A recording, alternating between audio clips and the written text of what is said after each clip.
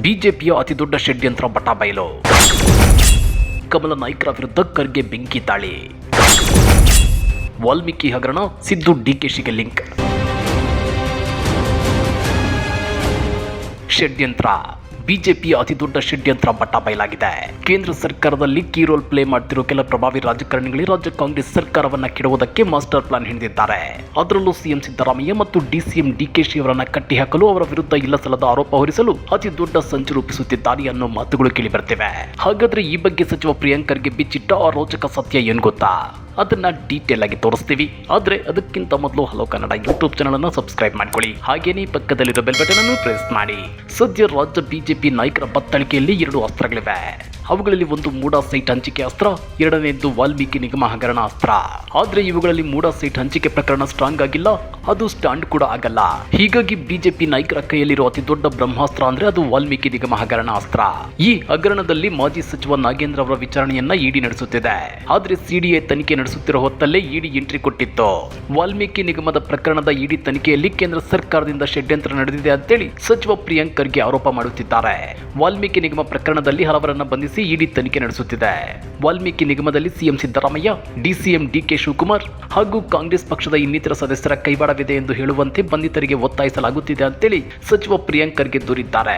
ವಾಲ್ಮೀಕಿ ನಿಗಮ ಹಗರಣಕ್ಕೆ CM DCM ಕಾರಣ ಅಂತ ಹೇಳಲು ಬಲವಂತ ಮಾಡಲಾಗುತ್ತಿದೆ. ಅಲ್ಲದೆ ವಾಲ್ಮೀಕಿ ನಿಗಮ ಹಣವನ್ನ ಬಳ್ಳಾರಿ ಚುನಾವಣೆಗೆ ಬಳಕೆ ಮಾಡಲಾಗಿದೆ ಅಂತ ಹೇಳಲು ಬಂಧಿತರಿಗೆ ಒತ್ತಡ ಹಾಕಲಾಗುತ್ತಿದೆ ಅಂತೇಳಿ ಪ್ರಿಯಾಂಕ್ ಖರ್ಗೆ ದೂರಿದ್ದಾರೆ. ನಿನ್ನೆ ವಿಧಾನಸೌಧದ ಸಮ್ಮೇಳನ ಸಭಾಂಗಣದಲ್ಲಿ ಸುದ್ದಿಗೋಷ್ಠಿಯಲ್ಲಿ ಮಾತನಾಡಿರುವ ಪ್ರಿಯಾಂಕ್ ಖರ್ಗೆ ಅವರು, ಕೆಐಡಿಬಿ ದುಡ್ಡು ಸೇಲಂಗೆ ಹೋಗಿದೆ. ಬೋವಿ ನಿಗಮದಲ್ಲಿ 120 ಕೋಟಿ ರೂಪಾಯಿ ಹಗರಣ ಆಗಿದೆ. ದೇವರಾಜ್ ಅರಸು ಟ್ರಕ್ ಟರ್ಮಿನಲ್ ಪ್ರಕರಣದಲ್ಲಿ ಹಣ ದುರ್ಬಳಕೆಯಾಗಿದೆ. ಇದರ ಬಗ್ಗೆ ಅದ್ಯಾಕೆ ಇಡಿ ಕಾಳಜಿ ವಹಿಸಿಲ್ಲ ಅಂತೇಳಿ ಪ್ರಿಯಾಂಕ್ ಖರ್ಗೆ ವಾಗ್ದಾಳಿ ನಡೆಸಿದ್ದಾರೆ. ಅಷ್ಟೇ ಅಲ್ಲ, ಇದು ಬಿಜೆಪಿಯ ಷಡ್ಯಂತ್ರ.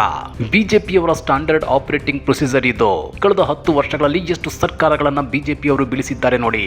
2016ರಲ್ಲಿ ಉತ್ತರಾಖಂಡ, 2019ರಲ್ಲಿ ಕರ್ನಾಟಕ, ಗುಜರಾತ್ನಲ್ಲಿ ನಮ್ಮ ಎಂಎಲ್ಎಗಳ ಖರೀದಿ ಮಾಡಿದ್ರು, ಸಿಕ್ಕಿಂನಲ್ಲಿ ಎಂಎಲ್ಎಗಳ ಖರೀದಿ ಮಾಡಿದ್ರು. 2014ರಿಂದ 444 ಎಂಎಲ್ಎಗಳನ್ನ ಖರೀದಿ ಮಾಡಲಾಗಿದೆ. ಮೆಜಾರಿಟಿ ಇದ್ರೂ ಕೂಡ ಕೇಂದ್ರದ ಏಜೆನ್ಸಿಗಳನ್ನು ಬಳಸಿಕೊಂಡು ಸರ್ಕಾರವನ್ನ ಕೆಡವಲಾಗುತ್ತಿದೆ ಅಂತೇಳಿ ಸಚಿವ ಪ್ರಿಯಾಂಕ್ ಖರ್ಗೆ ಹರಿಹಾಯ್ದಿದ್ದಾರೆ. ಯಾವ ಶಾಸಕರು ತಮ್ಮ ಪಕ್ಷಕ್ಕೆ ಸೇರುವುದಿಲ್ಲ ಅವರ ಮೇಲೆ ಹೆಚ್ಚು ಒತ್ತಡ ತರುತ್ತಾರೆ. 60 ಬಾರಿ ಮಣಿಪುರ, ಹಿಮಾಚಲ ಪ್ರದೇಶ, ಗುಜರಾತ್, ಮಧ್ಯಪ್ರದೇಶ, ಮಹಾರಾಷ್ಟ್ರದಲ್ಲಿ ಶಾಸಕರ ಖರೀದಿ ನಡೆದಿದೆ. ಮಾಜಿ ಸಿಎಂ ಬಿಎಸ್ ಯಡಿಯೂರಪ್ಪನವರ ಮೇಲೂ ಕೇಸಿದೆ. ಅವರ ವಿಚಾರಣೆ ಯಾಕೆ ಆಗುತ್ತಿಲ್ಲ? ರೆಡ್ಡಿ ಬ್ರದರ್ಸ್ ಮೇಲೆ ಐಟಿ ಕೇಸ್ ಇತ್ತು, ಆದ್ರೆ ಅವರು ಪಕ್ಷ ಸೇರಿದ ಬಳಿಕ ಅವರ ವಿಚಾರಣೆ ಇಲ್ಲ. ಬಿಜೆಪಿ ಸೇರಿದ್ರೆ ಸಾತ್ ಕೂನ್ ಮಾಫ್ ಅಂತೇಳಿ ಪ್ರಿಯಾಂಕ್ ಖರ್ಗೆ ಕಿಡಿಕಾರಿದ್ದಾರೆ.